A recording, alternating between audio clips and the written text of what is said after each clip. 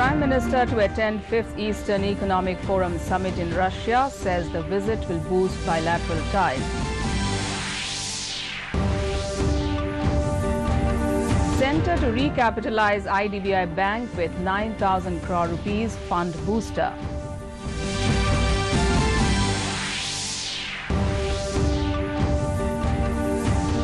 Tripura to sell chit fund properties and distribute the money among the poor they duped, announces Chief Minister Biplab Deb.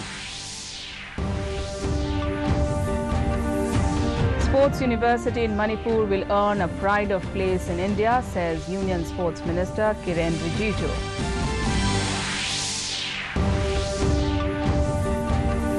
And in cricket, men in blue demolish West Indies in second test at Kingston, clinch series 2-0. Good evening and welcome to the Northeast News. This is Joshna Borwa with the news in detail. In national news first, ahead of his 3-day visit to Vladivostok in Russia to take part in the 5th Eastern Economic Forum Summit, Prime Minister Narendra Modi in his departure statement said his visit to Vladivostok is the first ever by an Indian Prime Minister to the Far East region of Russia, and it underlines the desire on both the sides to strengthen the bond of robust bilateral relations. He said the EEF summit presents enormous potential for developing close and mutually beneficial cooperation between India and Russia in this region. India and Russia enjoy excellent relations based on the strong foundation of special strategic partnership and also have robust and growing trade and investment opportunities. The Prime Minister said the strong partnership is complemented by a desire to promote a multipolar world. The Prime Minister will also attend the 20th annual summit between Russia and India during the visit.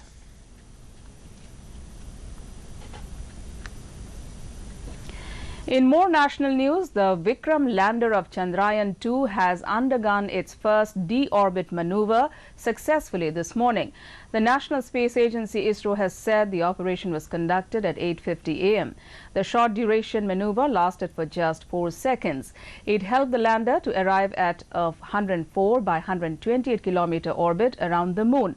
The ISRO has planned to bring the lander further close to the moon's surface through another deorbit maneuver tomorrow evening, so that it could reach 36 kilometers at the closest point and 110 kilometers at the farthest point from the moon.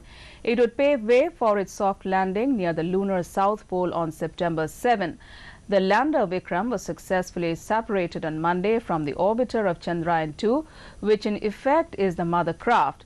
During the separation, the lander also acquired almost the same orbit of the mother craft, necessitating the deorbit missions.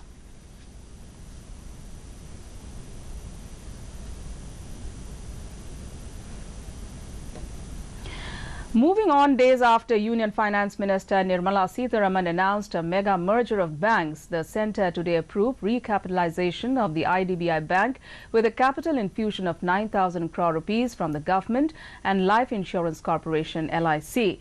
The infusion comes on the back of the IDBI Bank reporting stress with a net loss of 3,800 crore rupees in the first quarter of the financial year 2019-20 and put on credit watch by rating agency S&P Global last month.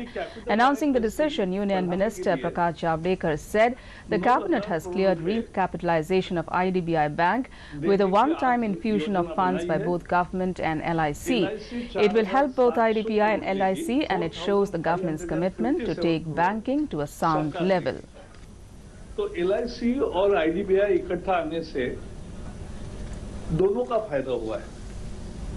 Surplus fruit grain और रॉटन fruit grain, ये दोनों में से भी ethanol जो बनाएंगे उसको भी प्रोक्योर किया जाएगा, उसको भी कंपनियों ने।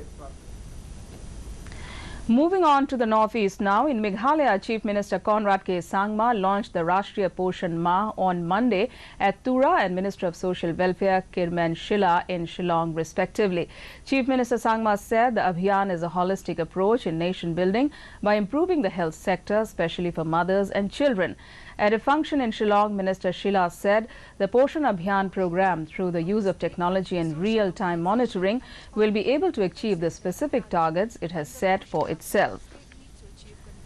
Drinking water and sanitation, rural development, education, food and other concerned departments. Meanwhile, State Chief Minister Conrad K. Sangma informed that the Abhiyan is a holistic approach in nation building by improving the health sector, especially for mothers and children.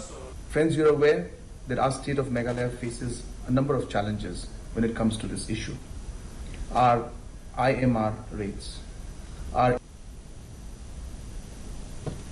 On the other hand, in Nagaland, a block-level Poshan rally was taken out at Jaluki town today. It started from the Women Welfare Organization office, marched through the town of Jaluki and culminated at District Social Welfare Office in the town. The rally was flagged off by the Zeme Council President Dr. Tumda. The block-level rally was organized under the aegis of the Department of Social Welfare, Peren, in which approximately 130 women took part.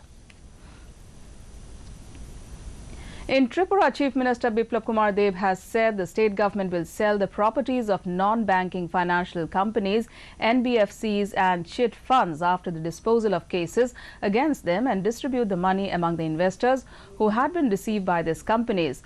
The BJP had pledged that investigations against chit funds and non-banking financial companies would be initiated, and 83 cases were registered after the BJP IPFT government came to power. After disposal of the cases, the government will sell the properties, including land and buildings, and the money from it will be distributed among the poor who were deceived by the NBFCs and the chit fund companies.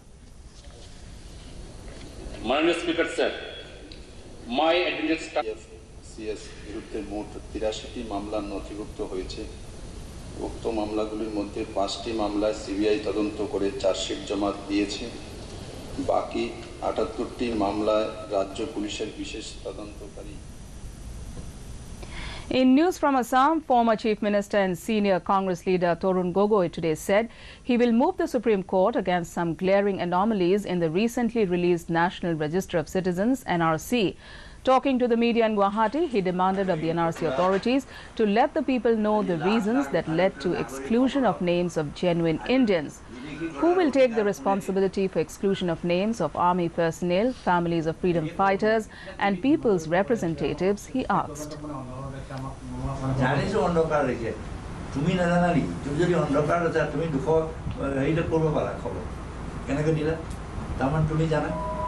অন্ধকার কেটেও জানে দেখুন 40 লাখ নাই আমিও জানো sir সংগ্রহ দিয়ে আজি হেমন্ত বিশ্ব শর্মাই কয় যে অন্ধকার। Still in Assam, the Assam unit of the Communist Party of India Marxist CPIM today demanded photo identity cards for the people whose names have been included in the recently released NRC in the state. Talking to the media in Guwahati, Deben Bhattacharya, CPIM secretary, Assam State Committee, said most of those whose names are not in the citizens list are genuine Indians. He urged the government and the judiciary to ensure inclusion of their names in the list.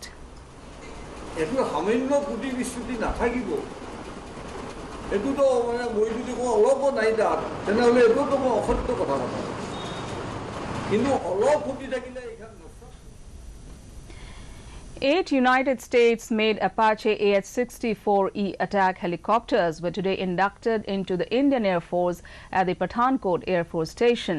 The addition of the Apache fleet will bring in lethal firepower with great accuracy and significantly enhance the Indian Air Force combat capabilities.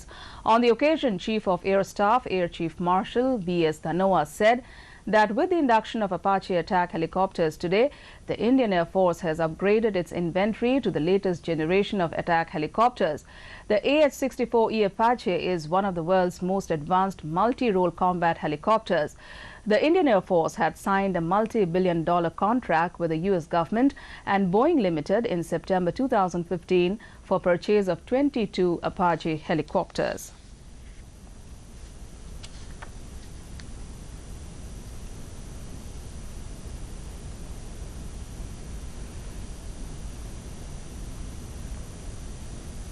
Induction of the Apache AH-64E, the IAF has upgraded its inventory to the latest generation of attack helicopters.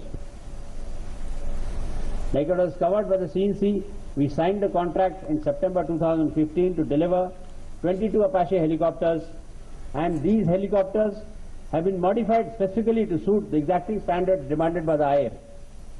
I am very happy to note that the delivery schedule is on time. with 8 helicopters being delivered and the first set of crew being trained by the Boeing along with the United States Army.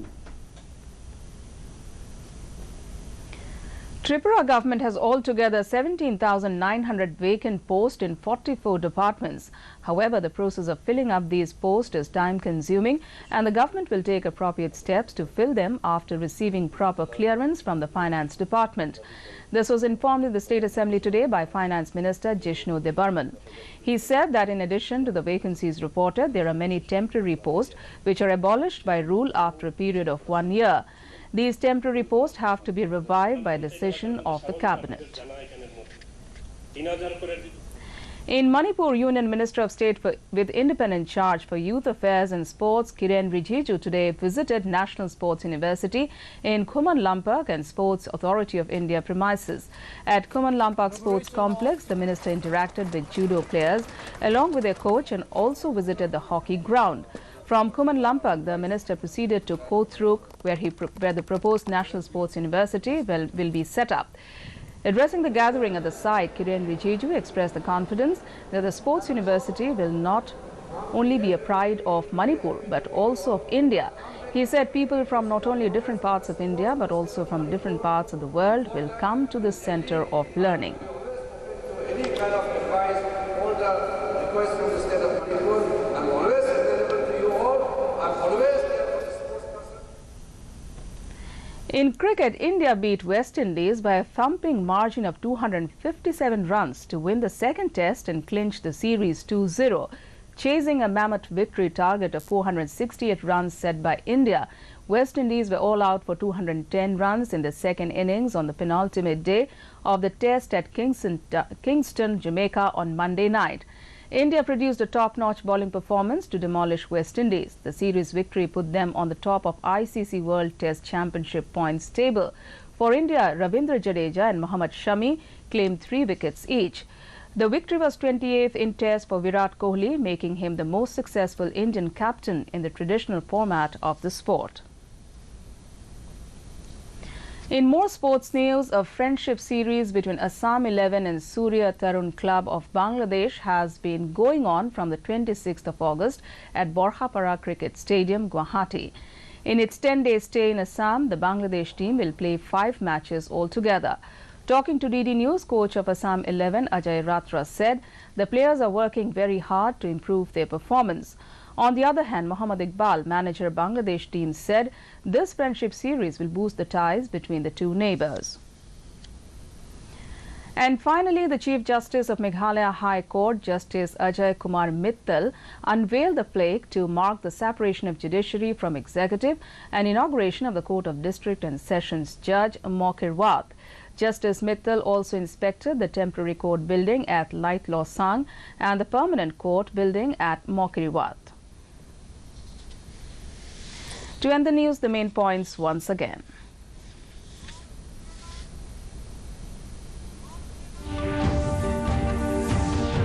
Prime Minister to attend 5th Eastern Economic Forum Summit in Russia, says the visit will boost bilateral ties. Centre to recapitalize IDBI Bank with 9,000 crore rupees fund booster.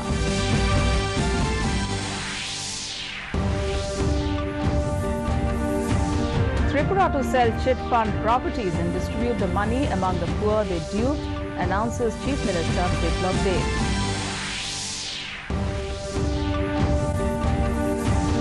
Sports University in Manipur will earn a pride of place in India, says Union Sports Minister Kiren Rijiju.